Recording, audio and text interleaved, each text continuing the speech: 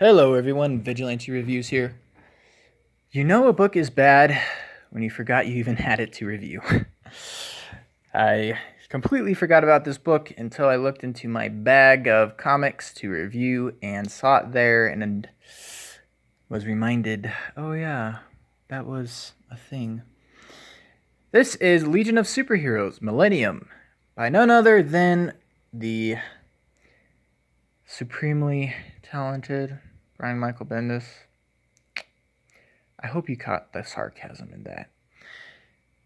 Legion of Superheroes, I first heard about when I was 7. There was a TV show on Cartoon Network, and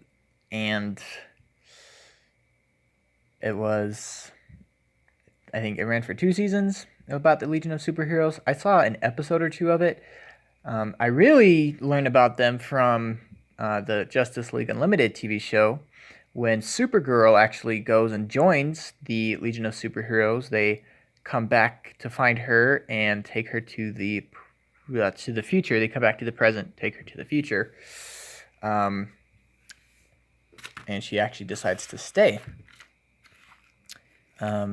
Which that was a great episode, by the way. So that's where most of my knowledge comes from the Legion of Superheroes. As far as I know, it's about Superman who gets recruited when he's still a boy or teen-ish, and it's basically like the young Justice League of the future. It's not really a Teen Titans. It doesn't really have a Teen Titans feel to it. It's more of like the younger Justice League of the far future. There's not really another Justice League besides them. Which I still want to watch the TV show because I think it's part of the Timverse, which I love that universe. That's you got Justice League Unlimited. Before those, you had the Superman and Batman TV shows, the animated series, and then you had the Batman Beyond, and I think Legion of Superhero is part of that. I'm pretty dang sure. But anyway, when I saw there was a comic book coming out about it, I was like, oh, that might be interesting. And so I asked my comic book shop to put it on the hold list, even though it was written by Brian Michael Bendis.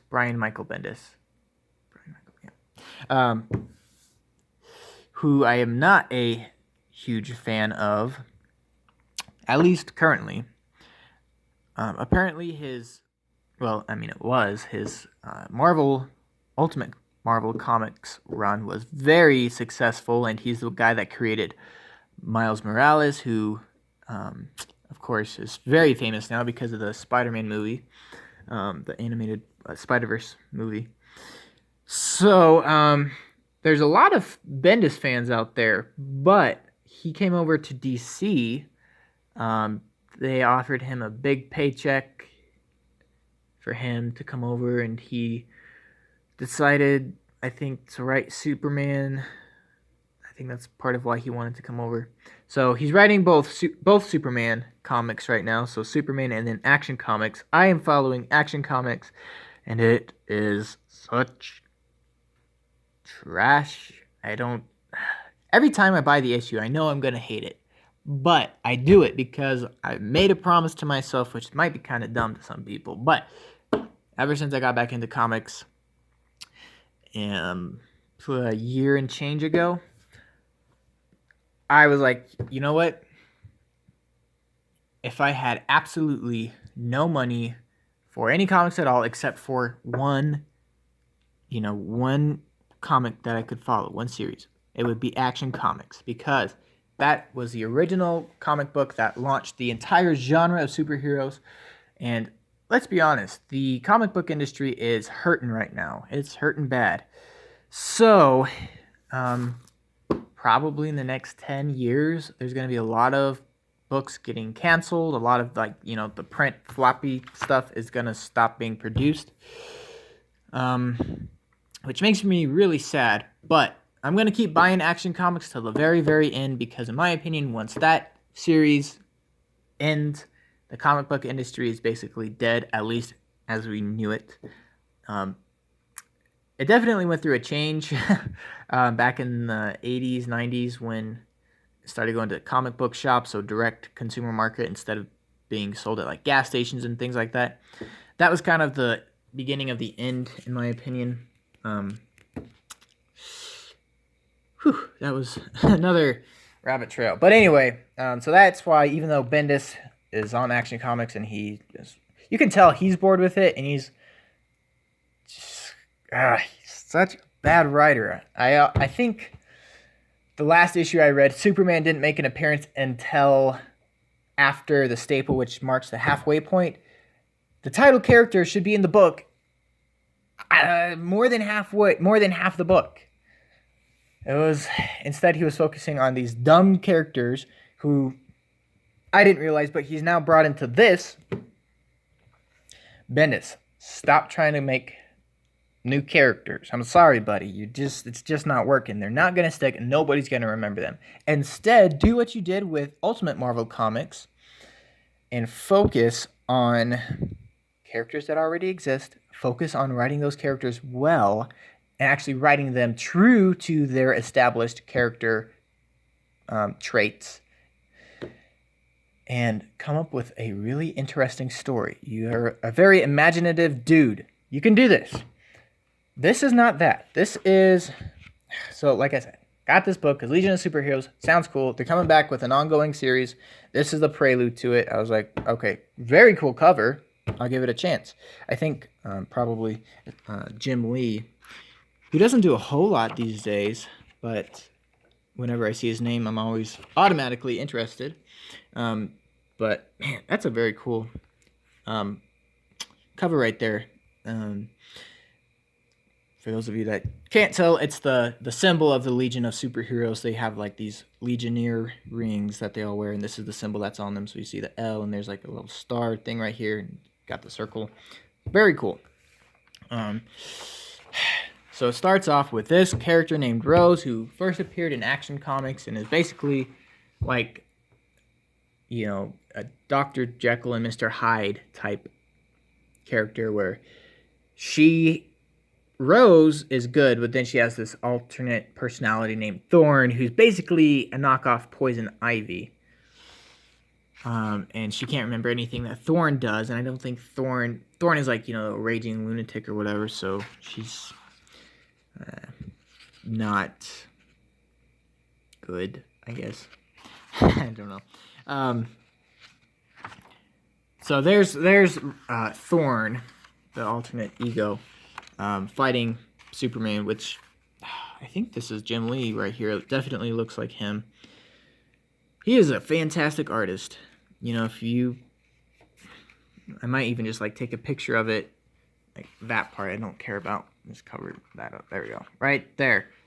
And make that into a poster. Because that is a very cool image. But that's like the coolest thing you're going to see here. This whole time, Rose is telling Supergirl of the future, who I think is president now, about Rose and Thorn and how the government is ending production of the medication that's been keeping her sane, keeping her from becoming Rose. They're ending that, and she has no idea what's going to happen to Rose, or what's going to happen with Thorn. When she comes back, is she going to be super angry and go on this horrible killing spree or whatever?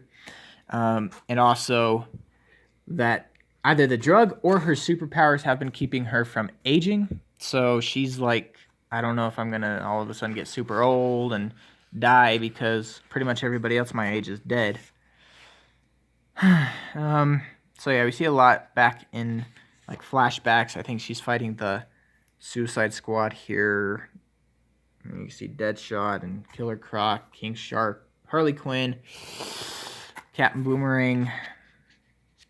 I don't know who that is, but she seems to be fighting alongside Thorn.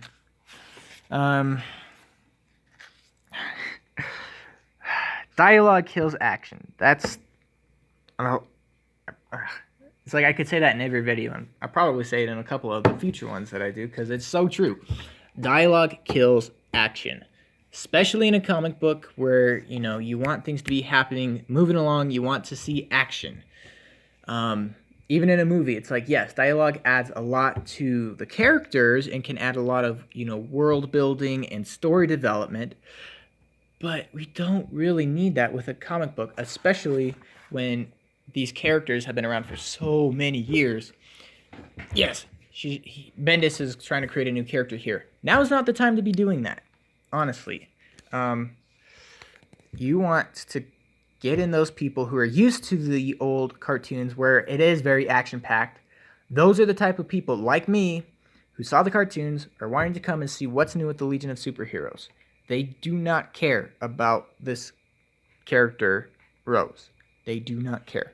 We care about Supergirl because we know and recognize her, but we're not getting any story about Supergirl. Supergirl is just a plot device for Rose to be monologuing to so that we know what's going on with this super long story. It doesn't work. And having a little bit of backflash action here and there doesn't make up for it either. And then we just get, and then. I don't know when that's supposed to be, but this looks like it's set in, Batman Beyond's universe. You can kind of see the reminiscence of the Timverse in this artist drawing. I don't recognize any of those from the cartoon artist, but could be. Anyway, so I think the whole thing with this book is it's like supposed to be tying together 1,000 years of DC history from the present to 1,000 years in the future.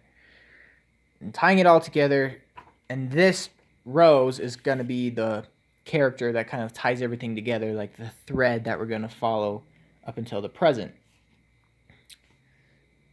It's just sad. Rose is not a more interesting character. And another thing with Bendis, he takes forever to say what he wants to say. It's like he's trying to be clever with how he does it and talk. He writes like he was having a very casual conversation with his philosophy professor. That's the best way I can describe it. It's like, if she gets out, she is going to be so mad. Like, so look over here. Supergirl, I'm here because Thorn has killed. You can read about it. It's, and she was, if we can't find a way to keep her where she was, or where she is, if she gets out, she's going to be so mad. That's, you could have, like, cut out this whole block of the page. You see, that's what, almost a quarter of the page? That whole space is spent just saying, oh, if Thorn is released, she's going to be mad because she's been locked up for centuries. Like, we get it. We're not stupid. And stop with the, it's like she's stuttering and trying to find the words to say. That's very confusing for the reader and takes way too much time to read and takes up way too much space. Stop doing it. You don't need that. So, future with, or I guess this is the past compared, this right over here is the past compared to this right now. But it's the future from the present. Have fun making sense of that. We see Batman Beyond, who is pretty awesome. Again, I didn't really see too many of those episodes. I saw, I think, a movie or two. I don't know. It always seemed a little strange, and I'm definitely like a very traditionalist when it comes to my comics, and actually to my philosophy on life. But on comics, I like the mantle of the character to be with the original owner. So, like, I like Batman to be Bruce Wayne. I like Robin to be Dick Grayson. And I like, Batgirl to be Barbara Gordon. And, Superman to be Clark Kent. There hasn't been too many other versions of Superman, but there's been a lot of different versions of Batman and of Robin. I don't mind Tim Drake as Robin. And I think he's a good sub for when Dick Grayson becomes Nightwing. And I do like the Nightwing character, but it just feels right. When it's Batman and Bruce Wayne and Dick Grayson fighting crime as Batman and Robin, that is the traditional. Especially when I was a kid, that's what I wanted to see. Not Terry somebody in the suit in the future who I had never heard of. Which I'm sure if I watched the show now, I would like it and would be a fan because Bruce Timm was a very, very good writer, and basically everything he's done I've liked. The Justice League Fatal 5 movie that came out last year on DC Universe was... He produced it, but he did not write it, and you can tell. I'll just say that. I don't even remember what happens here. I'm just gonna skip a couple pages. She finds... I think we get another... Yeah, we get another jump. So I think this is further in the past. Oh no, global warming. The ocean rose. Yeah. There's Superman. So this...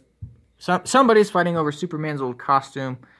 Somehow... So the good guy ends up getting it and giving it to the guy... the guy from Planet of the Apes? What? Why is he in here? I'm so confused. I don't know. Nothing matters. Whatever. Oh, he gets... what's a funny way to say decapitated? He lost his melon? I don't know. I give up.